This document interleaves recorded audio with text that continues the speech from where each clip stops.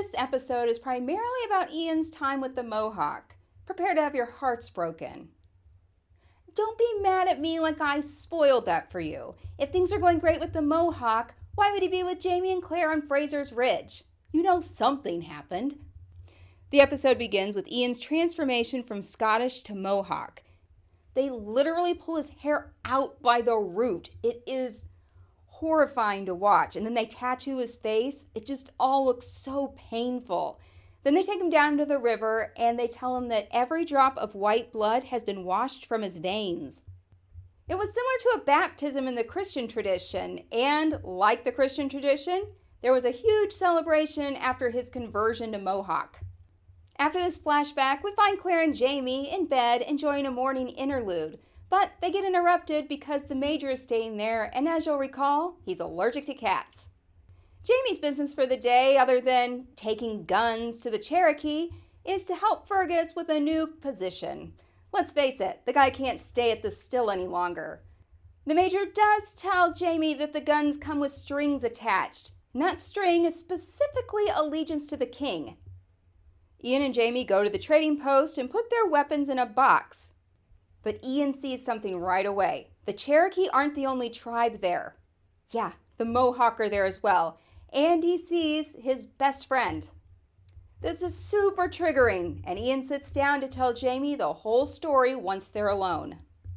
His girlfriend Emily made him a little wolf, which is her clan. They finally get together, and after they make love, Emily gives him a token to remember the time where they became one. So they're essentially married. And you know what happens? First comes love, then comes marriage, then comes a baby in the baby carriage.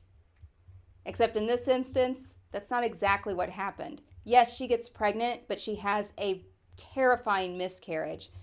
Emily lives, but the baby dies. And then we find out that she gets pregnant again, only to end in miscarriage again. And things just spiral from there.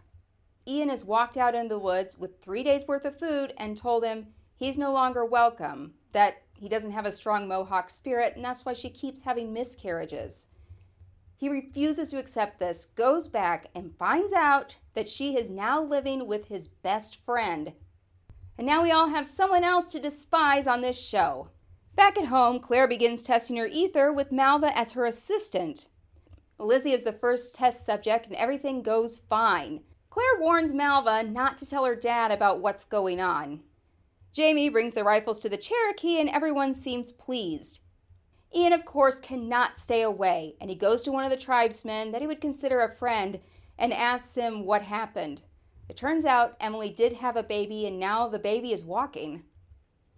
Ian is livid. He goes and starts throwing punches at his ex-best friend. The fight continues, and then Alexander Cameron gets involved. He's had 12 shots of Fraser whiskey, and now there's going to be a duel between the Mohawk and Alexander Cameron. Even though Ian is rightfully heartbroken, he still wants his Mohawk traitor friend to have a fair fight, and he gives him Jamie's weapon.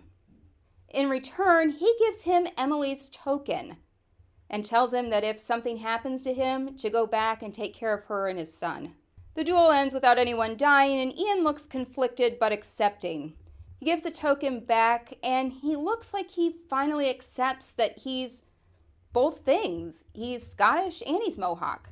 When Jamie gets home, he sees Claire and doesn't tell her everything about Ian right away. And he does tell her, though, he just can't be on two horses at once, and he's going to have to decide between being loyal to the king or to the American cause, and tells her it's time to join the Americans.